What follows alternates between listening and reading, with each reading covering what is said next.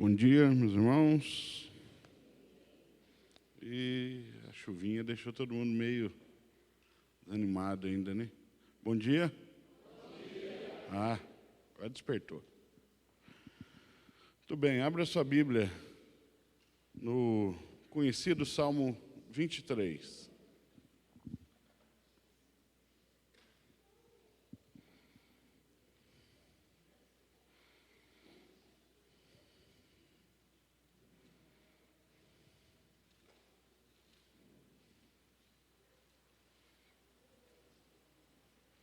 Salmo 23. A Escritura diz assim: O Senhor é o meu pastor, nada me faltará. Ele me faz repousar em pastos verdejantes, leva-me para junto das águas de descanso, refrigera minha alma, guia-me pelas veredas da justiça por amor do seu nome. Ainda que eu ande pelo vale da sombra da morte, não temerei mal algum, porque tu estás comigo. O teu bordão e o teu cajado me consolam. Preparas-me uma mesa na presença dos meus adversários. Unges-me a cabeça com óleo, o meu cálice transborda. Bondade e misericórdia certamente me seguirão todos os dias da minha vida, e habitarei na casa do Senhor para todo o sempre. Amém. É bastante possível que esse seja um dos trechos mais conhecidos da Bíblia, dos mais repetidos, lidos e conhecidos da Bíblia, especialmente o versículo 1. E não é para menos. O Salmo 23 é belíssimo, né? E as pessoas se identificam com ele muito prontamente. E há uma razão para isso. Há uma razão muito clara para que explica por que as pessoas se identificam tão prontamente com esse salmo. O salmo fala daquelas questões mais básicas da nossa vida. Ele fala de provisão, ele fala de segurança, ele fala de descanso, ele fala de amparo, de proteção. Então é natural que as pessoas se identifiquem logo com ele, porque todos nós somos carentes de todas essas coisas, sem dúvida alguma. Esse salmo, ele tem algumas lições para a gente, especiais no sentido de que ele faz conexões que geralmente as pessoas têm muita dificuldade em fazer. E o Salmo 23 não expõe para nós uma simples aula sobre quem é Deus, mas expõe uma descrição da experiência de conviver com Deus. Esse salmo é um salmo extremamente pessoal de Davi. Não há nesse salmo nenhuma vez pronomes plurais. Não há nós, não há vós, não há nem eles. Há sempre só tu, eu e ele, né? Sempre no singular. É um salmo extremamente pessoal. E como a gente já sabe, lidar com a Escritura, pronomes na Escritura são doutrina. Pronome é teologia na Escritura. O uso dos pronomes, a maneira como eles são colocados, a maneira como os autores bíblicos escreveram e colocaram os pronomes, assim como os tempos verbais e todas as coisas, né? É extremamente significativa para a gente aqui. Você notará, numa leitura mais cuidadosa, que este pequeno salmo, ele, nos 3 primeiros versos, ele sempre fala de Deus em terceira pessoa. Ele fala de Deus sempre na terceira pessoa. O Senhor é o meu pastor e nada me faltará. Ele me faz repousar em pastos verdejantes. Ele leva-me para junto das águas de descanso. Ele refrigera minha alma. Ele guia-me pelas veredas da justiça por amor do seu, não do teu, mas do seu nome, sempre em terceira pessoa. E falar de Deus em terceira pessoa é o jeito da Bíblia fazer teologia. Teologia é quando descrevemos quem Deus é a partir da revelação da Escritura. Falar sobre Deus é fazer teologia a partir da revelação da Escritura. Ele está descrevendo algo sobre Deus, sobre a pessoa de Deus, sobre o modo de Deus agir. E isso é teologia. Ele está descrevendo atributos divinos, está descrevendo aspectos do caráter divino, está descrevendo para nós, pela inspiração do Espírito, pela revelação, quem é Deus, como Deus age, como Deus pensa, como Deus faz, e isso é a mais pura teologia. A teologia é feita em terceira pessoa. Ela é uma descrição sobre quem Deus é e sua relação com a criação. No entanto, a partir do verso 4, o pronome muda. Ele já não fala mais de Deus em terceira pessoa. No verso 4, ele diz: ainda que eu ande pelo vale da sombra da morte, não temerei mal algum, porque tu estás comigo. Não porque ele está comigo, porque tu estás comigo. Agora ele fala de Deus em segunda pessoa. Ele está falando não sobre Deus, ele está falando a Deus. Ele está se dirigindo a Deus, nos versos 4 e 5. Tu, estás comigo, o teu bordão e o teu cajado me consolam. Tu preparas para mim uma mesa na presença dos meus adversários. Tu unges a minha cabeça com óleo e o meu cálice transborda. Então, nos versículos 4 e 5, embora eles revelem aspectos teológicos para a gente, mas aqui Davi não está mais expondo doutrina sobre Deus. Ele não está mais falando sobre Deus, ele está se dirigindo a Deus. Ele está falando diretamente a Deus. Ele não está mais estudando teologia, proclamando boa teologia. Ele está experimentando teologia. Ele está desfrutando de Deus.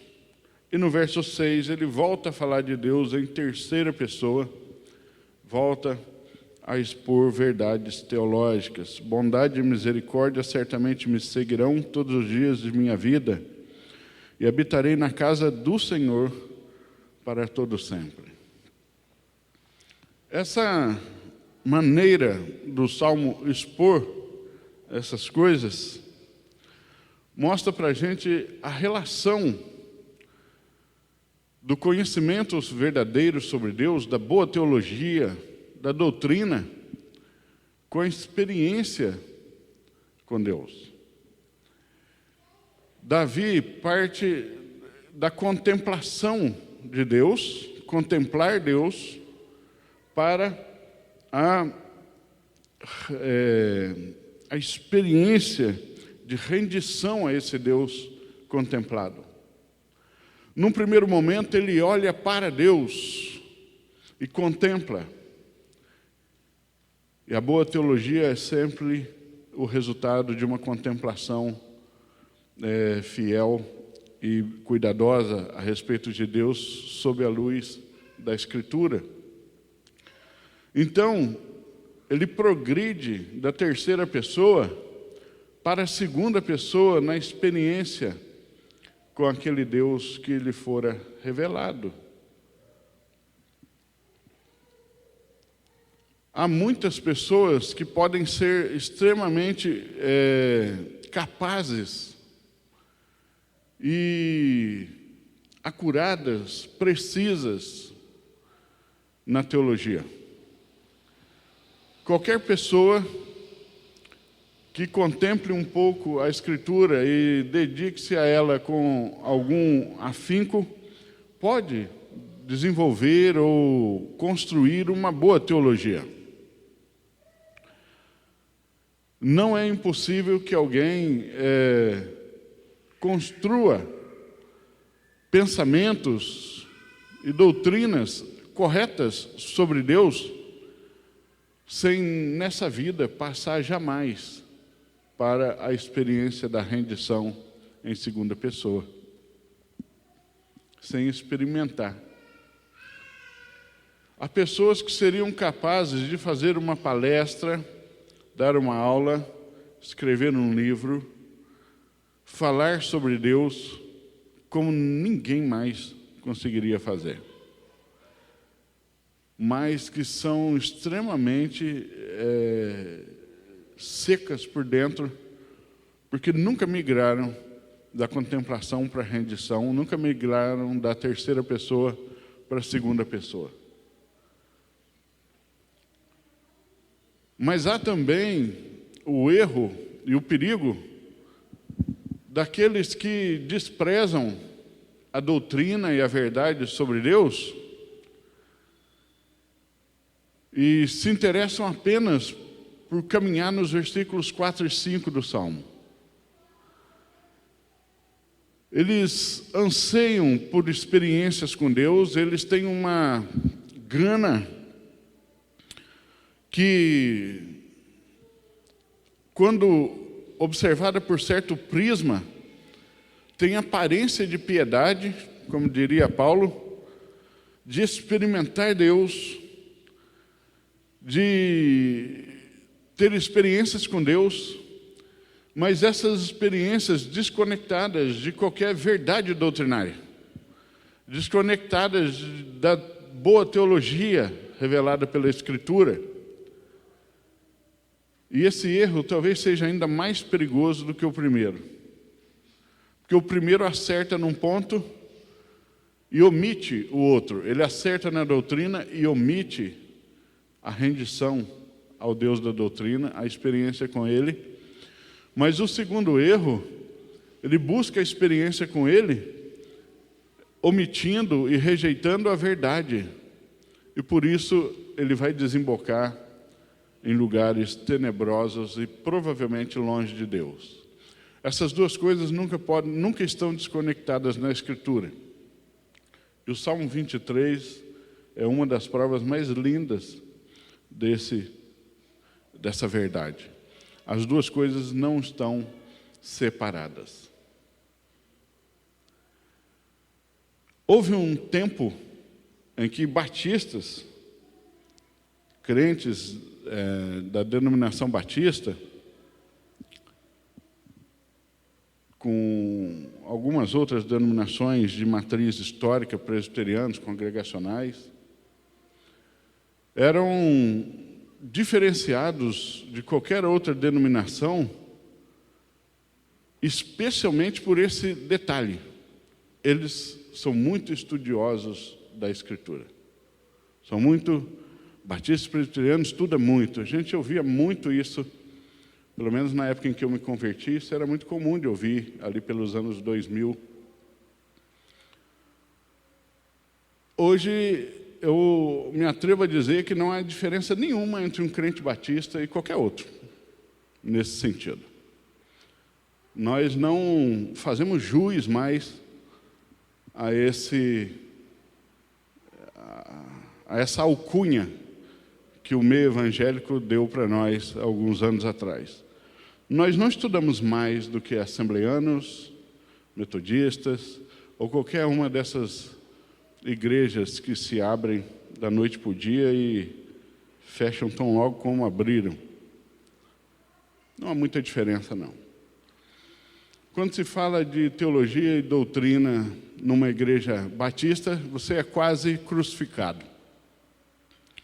Como se você fosse o frio. Aquilo do que os pentecostais nos acusavam anos atrás, hoje você é acusado dentro da própria igreja.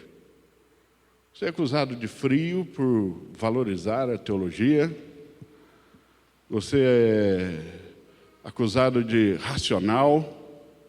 Você é acusado de inimigo da prática. Como se a Escritura não partisse numa progressão natural da contemplação para a prática, e não o oposto. Embora, depois da prática, o autor volta a fazer teologia, no verso 6, volta a falar de Deus em terceira, porque a prática também impulsiona a teologia como num dínamo, um impulsiona o outro. Mas jamais você encontrará qualquer autor bíblico, qualquer experiência santa registrada na Escritura, que tenha sido experimentada sem qualquer tipo de contemplação ou de verdade doutrinária fundamentando isso. Jamais. A conversão de Saulo de Tarso, por exemplo, foi uma conversão que acontece numa experiência. Ele não estudou sobre Jesus primeiro. Saulo considerava Jesus um herege e os seus seguidores hereges. E o seu entusiasmo era exatamente em eliminar o movimento do caminho, a igreja cristã. E a sua conversão se dá numa experiência. Ele, numa teofania, Cristo aparece e nós conhecemos a história. Fala com ele, o cega por um tempo, e nessa experiência ele se converte. E, eventualmente, experiências como a de Saulo, ou a de Abraão, que é chamado por uma voz audível.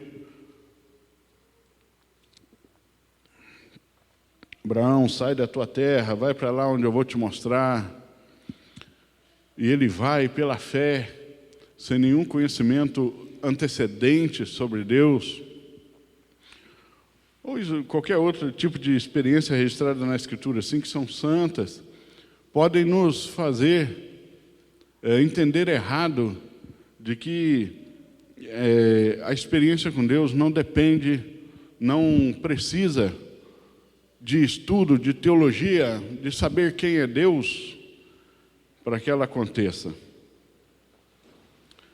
Mas entenda que todos esses homens, a primeira coisa que fizeram, logo após serem salvos por iniciativa única e direta de Deus, foi exatamente partir em busca de saber quem é Ele.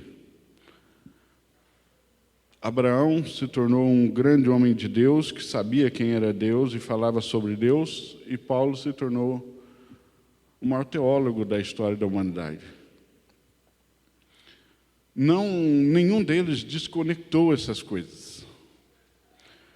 Se nós pensarmos que o fato de um Salmo 23 falar de provisão, falar de cuidado, falar de sustento, falar de proteção, falar de batalha espiritual no verso 4, ele fala de tudo isso,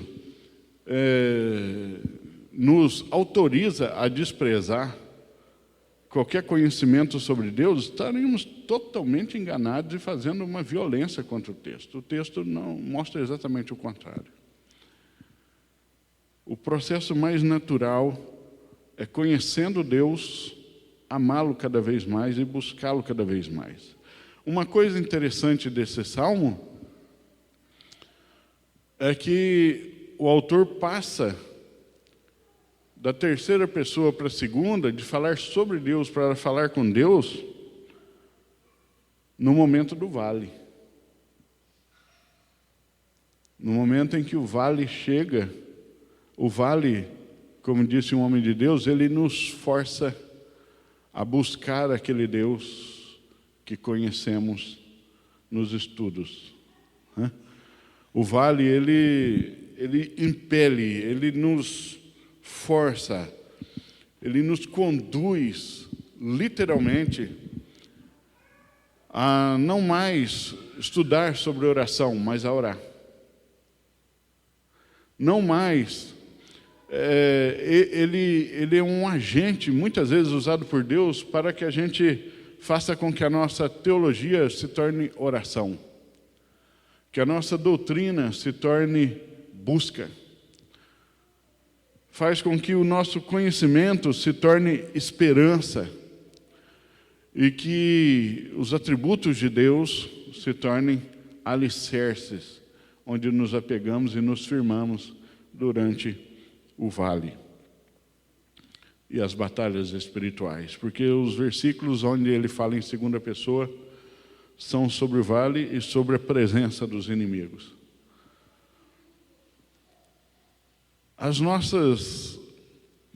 O detalhe é que nós passamos, todos nós, pelo vale e pelas lutas,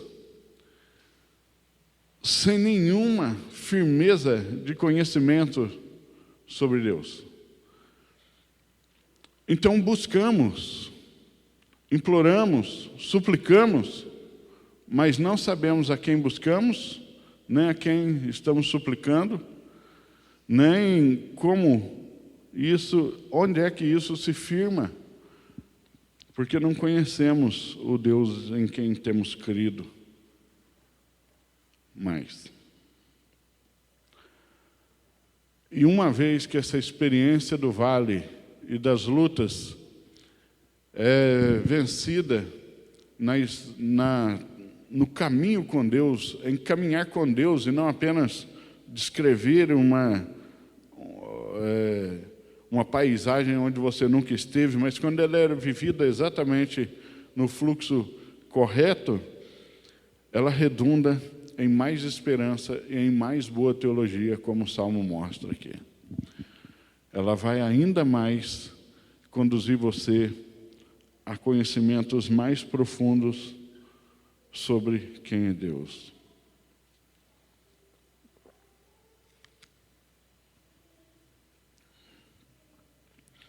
Meu conselho para nós nessa noite, aliás, nessa manhã, está parecendo noite, né? Está meio escuro já. É que a gente não cometa esse erro. Que a gente valorize os dois aspectos da vida cristã. O falar com Deus e o falar sobre Deus. Saber quem Ele é e caminhar com Ele. Falar sobre o caminho, mas andar pelo caminho. Estudar sobre oração, mas orar. Estudar sobre quem é Deus, mas conversar com Ele, mas estar com Ele. Não negligencie nenhuma dessas duas coisas, porque a teologia sem a rendição, ela é pura filosofia.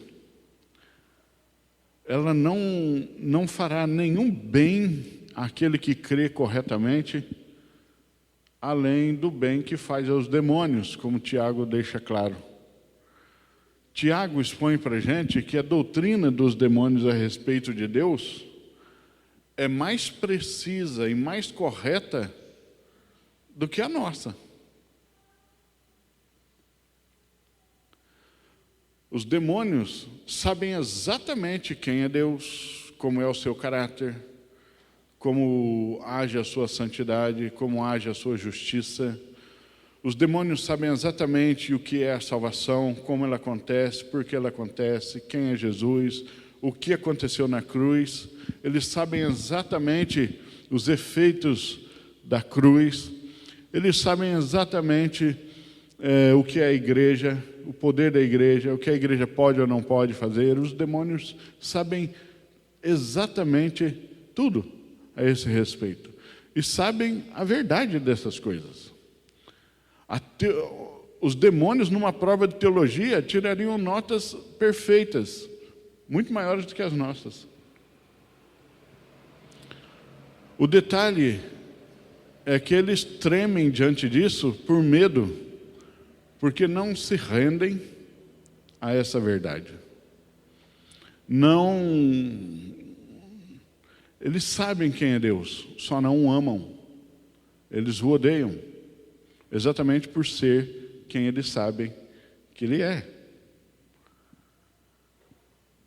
Então, a boa teologia, ela é santa e benigna, desde que você não quebre o fluxo natural da experiência da rendição para viver essa verdade e deixar que ela seja metabolizada na vida.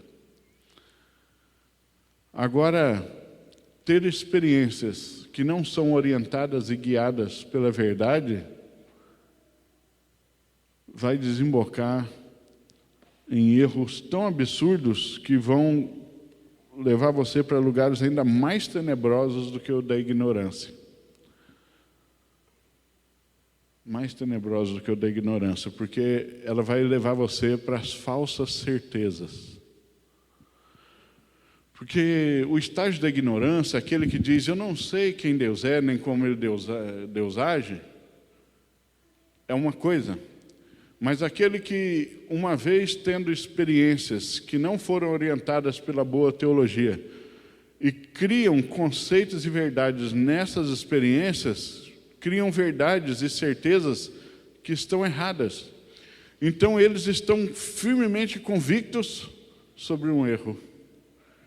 E isso é o que a Escritura chama de uma consciência cauterizada, e uma mente cauterizada, onde só a graça de Deus é capaz agora de transformar. Não há mais argumentação, porque a mente não aceita mais nada. A pessoa, ela estabeleceu convicções e certezas em mentiras. Então, esse estágio é pior do que o da ignorância. É a certeza sobre alicerces que são falsos. É para lá que a experiência que não é guiada por uma boa revelação da Escritura, por uma boa teologia sobre a revelação, vai levar as pessoas.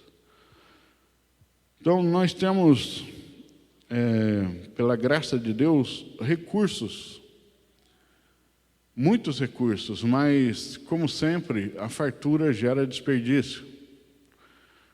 E nós vivemos num tempo onde nunca se teve tanto acesso à informação sobre Deus, mas nunca se viu tanto erro surgindo, alguns tão incríveis, no sentido literal da palavra incrível, né? Aquilo que é impossível de se crer, incrível. E você fala, eu não consigo acreditar que isso aí é verdade, isso aí deve ter sido montagem. Eu falo, não é montagem, é verdade, ele realmente está falando isso. Eu não acredito que alguém chegou a falar uma asneira dessa. Não é apenas um erro, é um assinte à inteligência humana, não é nem a teologia. Mas hoje se vê de tudo, né? Tanta coisa errada, tanta coisa errada. E as pessoas, hoje, todos nós estamos tão afundados nesse mar de heresia, nesse mar de erro, seja teológico, seja filosófico, seja político, seja moral, que a única maneira de saber se orientar e viver num mundo tão humanista e secularizado e tão herege como o que a gente está vivendo, é um apego firme à sã doutrina, um apego firme à revelação da Escritura, fazendo boa doutrina, como o autor do Salmo 23, Davi, fez. Contemplar Deus pela revelação da Escritura e saber falar quem Ele é, mas também saber chamá-lo de Ele, mas também saber chamá-lo de Tu. Andar com Ele pelo vale, pelas lutas, pelos montes, suplicar a Ele e ser orientado pela verdade revelada dEle. É a única maneira de sobrevivermos literalmente num tsunami, numa avalanche de coisas tão grotescas que têm surgido. Erros sempre existiram, mas alguns erros deixariam até os hereges da época dos apóstolos de cabelo em pé. Até os maiores hereges da história, Marcião, Pelágio, Ário, ficariam de queixo caído com a capacidade, especialmente dos brasileiros e dos americanos, de criarem doutrinas completamente grotescas. Gente falando cada asneira que parece que o QI dessa pessoa é nota 10. Né? Vamos orar? Nós temos que orar e suplicar a Deus que tenha misericórdia de nós. Houve um tempo em que estar numa boa igreja era suficiente para ter acesso a uma boa teologia. Hoje continua sendo um bom passo, mas não é mais suficiente. Porque não é mais a igreja que forma a sua doutrina, nem os seus pastores, é a internet. Então, estar numa boa igreja é um passo bom, é um bom pontinho. Mas você precisa de mais que isso hoje, porque a cabeça e o coração da grande maioria de nós não é mais formado numa igreja, é formado no celular. Então, nós precisamos da misericórdia de Deus para termos boa doutrina, para que isso nos conduza a boas experiências. E essas experiências nos levem a outras boas doutrinas e assim nós cresçamos no conhecimento daquele que nos amou primeiro. Vamos orar? Senhor, tem misericórdia de nós, Senhor, e ajuda-nos num tempo tão difícil como o nosso. Sim, Senhor, eu sei muito bem que em cada tempo da história humana, desde o primeiro pecado, teve os seus desafios, e nenhum deles, ó Deus, foi pequeno. Mas o tempo em que temos vivido, Senhor Deus, quando olhamos para o registro histórico, ó Deus, ele é extremamente desafiador. Ele é maior do que Golias, porque são vários Golias. É um exército, ó Deus, de heresias, uma nuvem, ó Deus, de gafanhotos, que você coloca o alimento na boca da ovelha e ela sai ali no portão, os gafanhotos já pegaram. Você espalha a boa semente, mas as aves de rapina tomam todas, antes que produzam, porque a rapina está no bolso deles, com a bateria bem carregada. A rapina hoje não vem mais do alto, nem, Senhor Deus, o ladrão entra pela janela. Ele é levado para dentro de casa. Ele é levado para dentro de casa, sobre a capa de recurso, mas ele tem minado a santidade da doutrina, tem minado o entendimento, e isso tem conduzido o povo a uma flacidez moral, a uma inércia prática das boas obras, e a um desvio de recursos absurdamente, como poucas fases da história registraram. Tem misericórdia, Senhor Deus, da maneira como o teu povo hoje julga as coisas. E ajuda-nos como igreja a sabermos lidar com isso e com esse desafio, que sinceramente, Senhor Deus, é exatamente na medida de Golias e Davi, é muito maior do que nós. e só venceremos pela graça do Senhor. Tem misericórdia, Senhor Deus. Santifica, Senhor Deus, a tua igreja. Nós te pedimos em nome e por amor de Jesus. Amém.